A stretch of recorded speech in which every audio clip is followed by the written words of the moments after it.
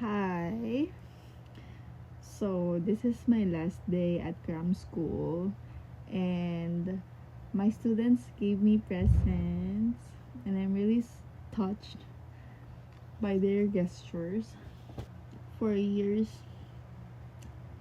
4 years na, I'm crying, diba? So, ayun, 4 years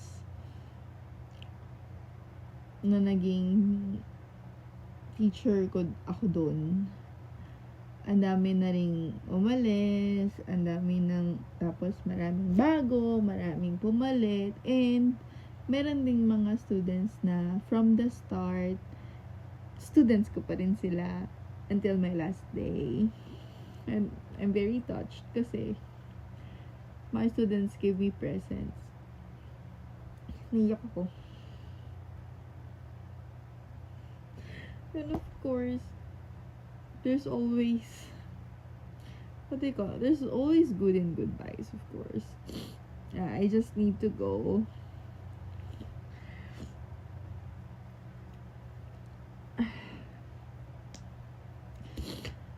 So, ayun, kinailangan ko na ngang mag-resign for some reasons na for now, secret muna. And my elementary students gave me letters. So, I'm gonna read. So, this one is from Haruka.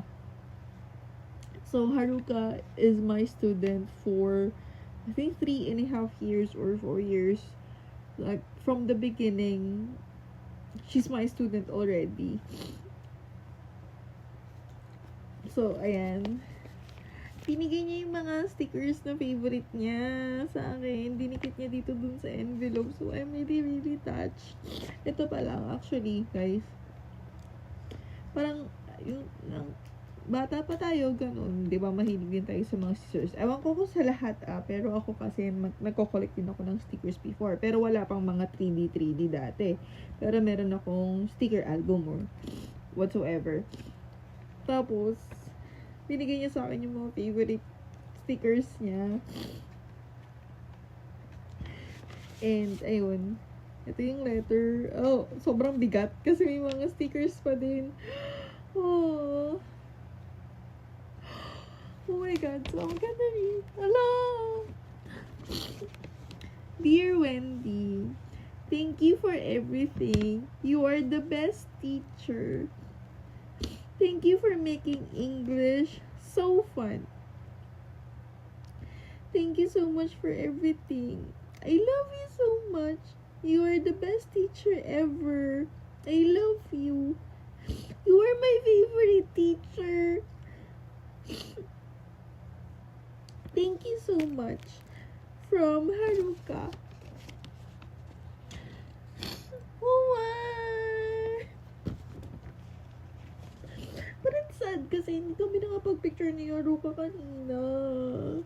I don't wanna forget her face. She's very, very cute talaga. At Tamagotchi sticker is my favorite. Wow. Oh, it's a Hello Kitty sticker over here. Oh my.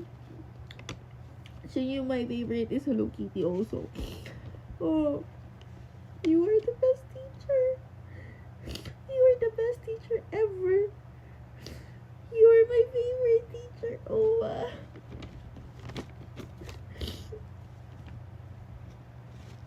thank you, Haruka. I love you. I love you so much. Ayun, what? Si Haruka. Bata pa siya. So, 4 years ago. 4 years ago. Siyempre, makulit. Sobrang kulit. As in, hindi rin nakikinig. Tapos ngayon, conversational na yung English niya talaga. As in, I'm really, really proud of her. Lagi ko rin sinasabi sa kanya. Lagi ko sinasabi sa kanya na sobrang nag-improve na yung English niya. Like, before, like, what color do you like? What dessert do you like? Miss, huh? Tapos pag tinatanong ko na siya, nakakasagot na siya. I like this one. I like this one. And then, Dati phonetics lang kami. Ngayon, nag-read na kami ng conversations. Ang galing-galing niya na rin mag-read. Tapos, when I'm asking her if, can you give me words that starts with letter blah blah blah, she can give me like 3 to 5 words already. Different 5 words. Every week, kaya niya nang magbigay sa akin ng ng iba-ibang words na nag-start sa ganung letter. And I'm really proud of her. Before, pag tinatanong ko siya, can you give me a word that starts with letter this one? Hindi siya makasagot. Tapos, ngayon, sobrang laki na ng improvement ni Arua. Grabe. Sobrang proud ako sa batang yun. As in. Okay. So, this letter, Wendy, this one is from Sarah. Yeah. I wrote my name. Sabi niya, I wrote my name. So, sabi niya, don't forget me. I won't. And she drew my favorite character. How could I forget you, my babies? I don't know. So, sabi niya, kinolor din daw niya to. Siya din daw nag-color niyan. Tapos, yun, dinikit niya yung favorite character ko, sticker. And then, dinrawing niya din for me.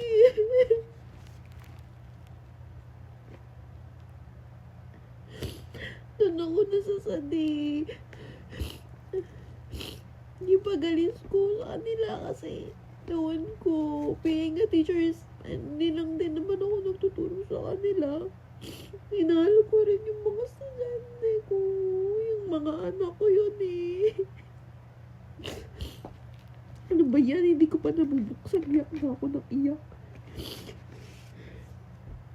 There's 2! Oh my! There's 2! Wait lang.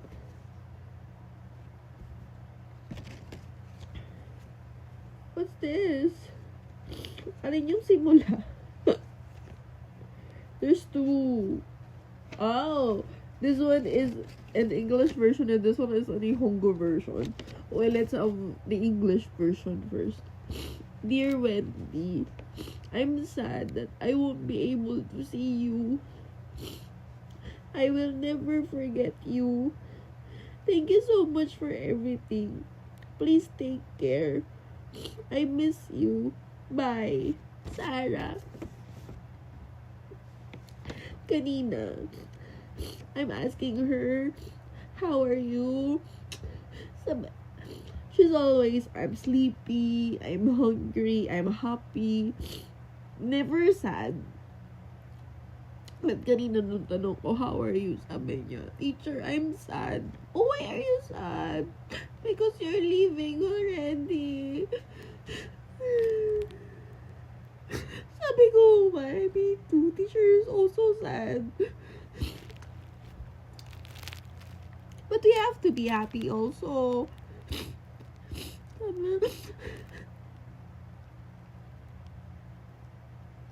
Kanina ba, lagi siya nagbabanggit. Tapos maya-maya, habang nagla-lessons kami, teacher, I'm really sad. Sabi, teacher, I'm really sad. Teacher, hotoni sad. Then when we're doing the English game, hinanap niya talaga yung translation nung kanashi. Sad. Sabi niya, teacher, hotoni kanashi. Sabi niya, she's crying already. Di pa tapos yung lesson. Sabi ko, please don't cry. Teacher will cry also. Tapos nag-cry na kami parehas after the lesson. But Sarah is my student just for maybe 7 to 8 months. Okay, so now this is the Japanese version. Watashi wa Wendy ga Chigao, nanto ka. Oh my god, I can't read the kanji. Te ai nakunaru no ga kanashi desu. Watashi wa zettai ni Wendy wo was suremasen. She said she will never forget me. Imama de arigato gozaimashita. Sayonara. Genki dene. Sabi niya. And thank you for everything. Up until now. Goodbye. And please be like Genki dene. Like please be healthy always. Please take care always.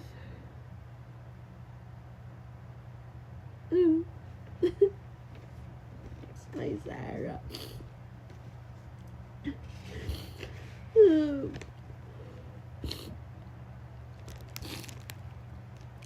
So this one is from Nanami. So Nanami is my student from the start. Also, kay Nanami yung time ni Nanami, yung hindi ko na mapigilan. Hindi rin kasi mapigilan ni Nanami yung iyak niya.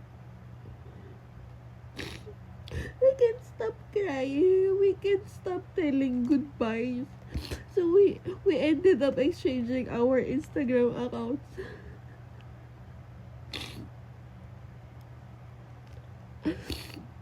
Oh my goodness.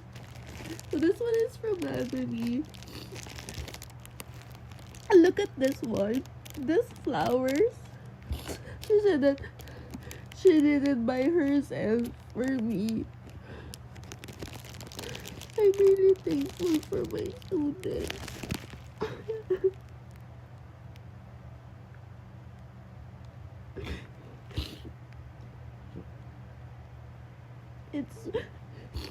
We've been together for 4 years.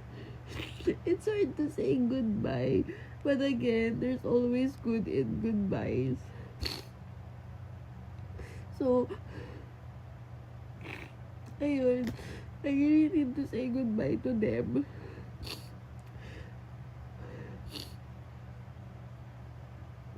But I really hope I can see them again in the future. I really hope we can get together someday. Marami na ako naging estudyante na separated ways because they already graduated high school, senior high school. So they're already in college or university. They're already a university students. So that's why we separated ways. And then some, due to busy schedule, so, iba na yung day na tinitake nila for eikaiwa or the English lessons. Okay, kaya ko to. And then, you know what? I have some story for you guys. Meron akong magkapatid na estudyante.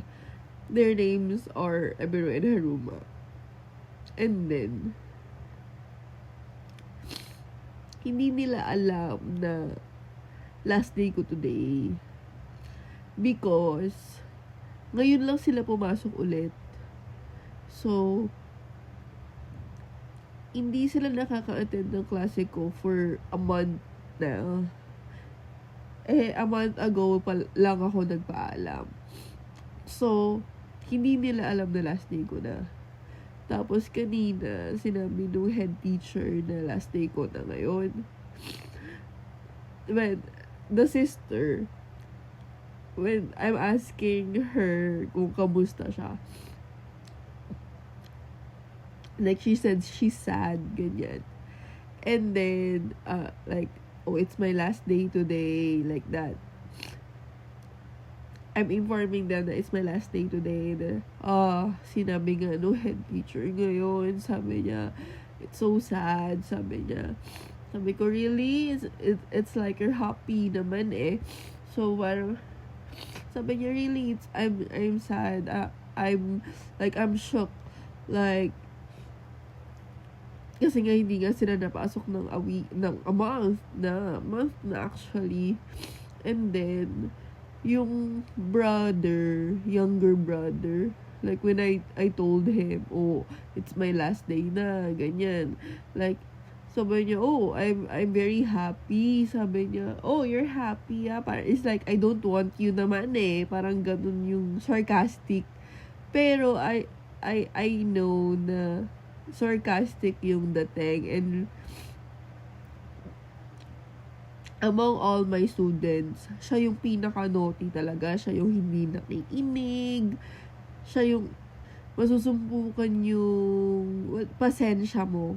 Siya yung estudyante na yon na parang sobrang bully ever na, alam mo yun, na nagpapahirap sa mga teacher. Siya yun. Pero, mahal ko pa rin yung estudyante ko na yon. Kahit sobrang nanggigigil ako and parang minsan gusto ko na rin talagang sumuko sa teaching because of him. Kasi sobra akong nahihirapan magturo sa kanya. Kasi lagi niya na lang akong sinasabihan na, nasa Japan naman tayo bakit ba nag-aaral ng English? Bakit ba kailangan English? Ganyan. Lagi niya akong ginaganon. Which is, lagi ko naman sinasabi, oh, you're taking an English lesson, right? So, kailangan, kaya tayo nag-aaral ng English because this is an English class.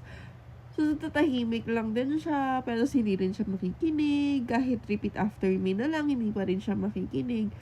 Pero kanina, nung yun nga, sabi niya happy siya. Sabi niya happy siya na wala na ako. So, parang wala na siyang English lesson na din. Parang makitigil na daw siya sa English lesson.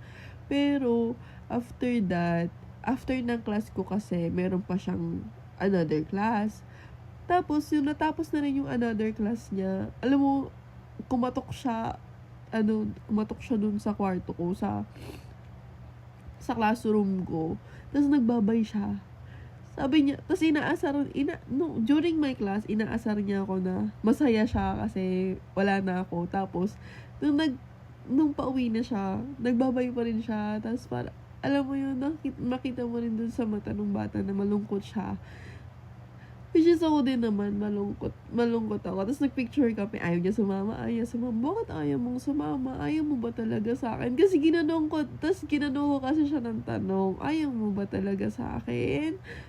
Bakit? Ganon lang yung parang palambing. Tapos sumama siya sa picture. Tapos sabi niya, ski dayo. Namuyiwan na eh. Sabi niya, parang I like you as a teacher but ayoko sabihin. Tapos once lang yun, tapos stop na siya, tapos shut up na siya, ganun. Tapos parang nakakatuwa lang din. Kasi, yun nga, struggle ko siya. All my, 2 years and a half ko siyang struggle or problem. Pero, alam mo yun, we made it, Haruma. And then last, is from Tsukiha. So, she gave me this one. I think it's sweets. And Tsukiha is like from the start also. I think Tsukiha is shy when it comes to speaking. She knows it, but she's shy speaking up. Tapos, yung mga after 2 weeks, ganyan, after 2 weeks of teaching her, parang naging komportable naman siya sa akin. And sabi ko sa kanya, it's okay. It's okay to commit mistakes. There's no problem. If you're talking to me, if you got the wrong answer, that's fine with me. That's why we're taking lessons, right? That's why we're learning. That's why I'm here. Lagi ko yung sinasabi sa kanya. It's okay. Okay lang naman magkamali. Pag ako kausap mo, okay lang magkamali. Wala kang problema sa akin. Pag nagkamali ka, i-correct kita. Pag hindi mo alam yung sagot, you can direct me na hindi ko alam yung sagot. Hindi ko alam paano sabihin in English. That's okay. Because it's class ito eh. Nandito tayo para matuto, diba? So, lagi ko yung sinasabi sa kanya. Tapos naging comfortable na siya sa akin after 2 to 3 lessons. Naging comfortable na siya agad. So, kahit mahirap, kahit mabagal din siya magsalita from the start, ngayon, sobrang, as in, kahit mabilis na yung facing ko when it comes to speaking, like, kaya niya na. Tapos, may mga challenges ako sa kanya. Lagi niya sinasabi na, oh, I can't do that. I can't do that. Then, lagi ko sinasabi, that's why it's called a challenge, right? Kaya nga challenge kasi we will see if we can do it or not. Then, nakakaya niya. And I'm so proud of her. I'm really, really proud of her. Like, siguro in a way, I'm asking her, okay, if you can do it, what do you like? What prize do you like? I can give you snacks if you want. Really? You will do that? Yeah. Okay, what snacks do you like? And then, gusto lang niya Pringles, ganun. Okay, I will give you Pringles. So, you have to study. You have to practice. Nagagawa niya. So, sobrang proud lang ako talaga dun sa batang din yun. Lahat. Actually, that ng estudyante ko, sobrang proud ako sa kanila. Because I know they're doing their best. I know they're doing their best because it's another language. It's not their native tongue. So, all of them are doing their best. Nakakalungkot lang din. Talaga. Ayun nga. 4 years kasi. 4 years kaming magkasama. It's not every day, but, you know, yung mga pinagsamahan namin, naging komportable kami sa isa't isa. I know this is not it. I know this is not the end. I will be proud of them always. I will remember them. I really hope na may picture ko really ni Haruka talaga kanina. Kasi nagmamadali siya. Kasi naiiyak na din siya. And ayaw niya magpakita sa akin na umiiyak siya. So sabi niya, teacher, bye-bye. Then hug me and then go. As in, tumakbo talaga siya paalis. Hinag niya lang ako. Tapos umalis siya bigla. Tumakbo talaga siya bigla. Oh my goodness. Ayan, so thank you so much for listening to my story. So it's been a long time since nag-vlog ako. It's been a long time since sumarap ako sa camera again. Like talking, telling a story. So thank you so much for listening to me. Thank you. Bye.